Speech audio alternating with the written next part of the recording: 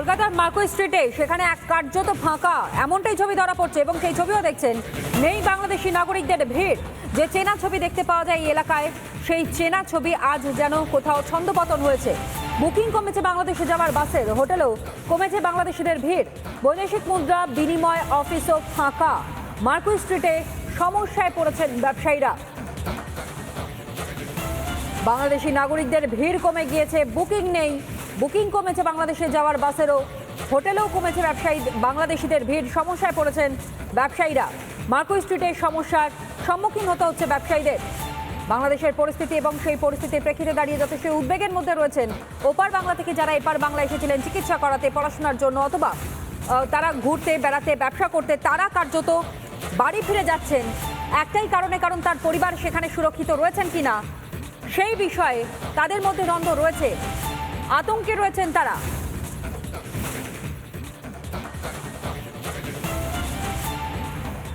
কতদিন ছিলেন এখানে? এখানে আমি কালকে পরশুদিন রাত্রে আসছি, 2 দিন ছিলাম, আজকে চলে যাব। বাস পাচ্ছেন? জি, ওই যে ওনাদের এই 12:30 বাজে বাস আসবে। বাস ছাড়বে। জি, এই জন্য বসে রয়েছি। ওপার বাংলা থেকে আপনাদের মতো মানুষ যারা কলকাতায় আসেন বা এই রাজ্যে আসেন, এই টাইমে কি কম আসছেন? হ্যাঁ, একটু কমই দেখা যেতেছে। আরো ফিরে যে আরো 2 বার আসছি, কিন্তু একটু বেশি, কিন্তু এবার একটু কমই দেখতেছি। খুবই খারাপ, মানে কি বলবো, মানে খুবই খারাপ, নাই বললেই চলে। টাইমটা অন্য সময় মানে 3টা-4টা করে বাস ছাড়তে পারত প্রতিদিন। ম্যাক্সিমাম তো 35 জন করে থাকতো। সেই সিজনটা অনুযায়ী তার 1%ও নাই বললে চলে। এখন বাস ছাড়তেই পারছি না, পরিস্থিতি খুবই খারাপ। ওপার থেকে কোনোদিন 2 জন 3 জন 4 জন করে প্যাসেঞ্জার আছে। যাত্রী খুবই কমে গেছে, কেন ভিসা দিচ্ছে না তো নতুন করে। আসা যাওয়া যাত্রী খুবই কম এবং যাত্রীরা খুব আতঙ্কেও রয়েছে, কি হবে পরবর্তী সময় কিছু বুঝতে পারছে না। আমাদের দিনে 3টে করে গাড়ি যায়, ডাইরেক্ট গাড়ি চলে, কানেক্টিং গাড়ি চলে। আমাদের 30-35 প্রতিটা গাড়িতে, ডাইরেক্ট গাড়িতে 40 সিটার গাড়ি 40 জন যাত্রী যায়। কিন্তু যেই তুলনায় আগের তুলনায় এখন খুবই যাত্রী কমে গেছে। কাস্টমার আছে না, अभी ওখানে সে লোক আসে না, এই জন্য अभी কাস্টমার আছে না। ওখানে ভিসা দিবে তবে তো এখানে আসবে লোক, এখানে আসে না। अभी কাস্টমার অনেক থাকো পাইলে, এখন अभी আছে না। আগে যা ছিল ভিড়, ওরকম ভিড় নেই। এসব তো একটু আছে, বসে আছি, কাজ নেই তো। ব্যবসায়ীদের বক্তব্য আপনাদের সামনে তুলে ধরলাম। আমাদের প্রতিনিধি সৈকতে পাঠানো বিশেষ প্রতিবেদন দেখুন। বাংলা থেকে বাংলাদেশিরা এই শহর কলকাতা বা এই রাজ্যে এলে যেখানে প্রথম ঠাঁই নেন সেই কলকাতার মার্কো স্ট্রিট। বিগত কয়েকদিন ধরে, বিগত কয়েক সপ্তাহ ধরে উত্তাল বাংলাদেশ, তার ফলে মার্কো স্ট্রিটে বিগত কয়েকদিন ধরে বাংলাদেশিদের আনাগোনা অনেকটাই কম।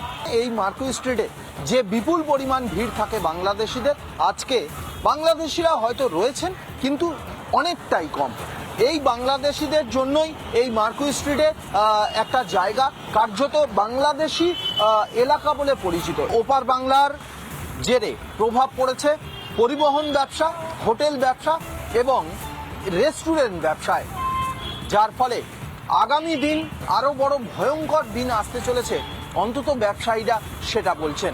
কিন্তু এর শেষ কোথায় তা জানেন না কেউই, যার ফলে ক্ষতিগ্রস্ত হচ্ছেন একেবারে গ্রাউন্ডের সঙ্গে বা নিচু তলার ব্যবসায়ীরা, যারা হোটেল ব্যবসার সঙ্গে যুক্ত, পরিবহন ব্যবসার সঙ্গে যুক্ত।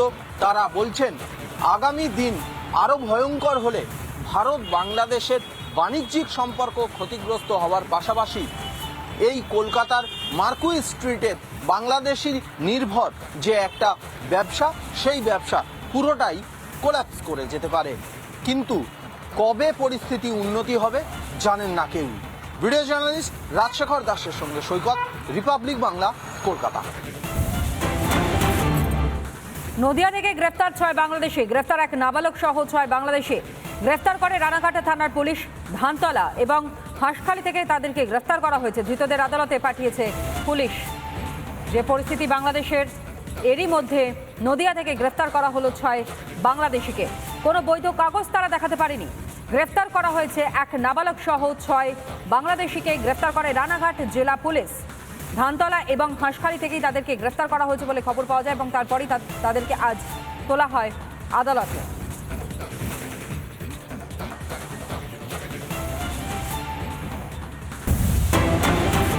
বাংলাদেশের সেন্ট মার্টিনগামী যাত্রীদের তল্লাশি। রবিবার কক্সবাজার থেকে ছাড়ে জাহাজ। 653 জন যাত্রী নিয়ে যাত্রা শুরু করে এই জাহাজ। জাহাজে ওঠার আগে উপস্থিত প্রত্যেক যাত্রীর ব্যাগে তল্লাশি চালানো হয়, কিন্তু প্রশ্ন, হঠাৎ কেন যাত্রীদের ব্যাগে তল্লাশি চালাতে হচ্ছে? 653 জন যাত্রী নিয়ে যাত্রা শুরু করে জাহাজ এবং জাহাজে ওঠার আগেই প্রত্যেক যাত্রীর ব্যাগে তল্লাশি চালানো হয়, যে ছবিও আপনাদের সামনে আমরা তুলে ধরছি। হঠাৎ কেন যাত্রীদের ব্যাগে এই তল্লাশি?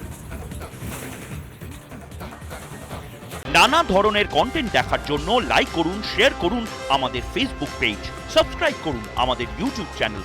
পাশাপাশি অন্যান্য ব্রেকিং নিউজের জন্য অবশ্যই চোখ রাখুন রিপাবলিক বাংলায়।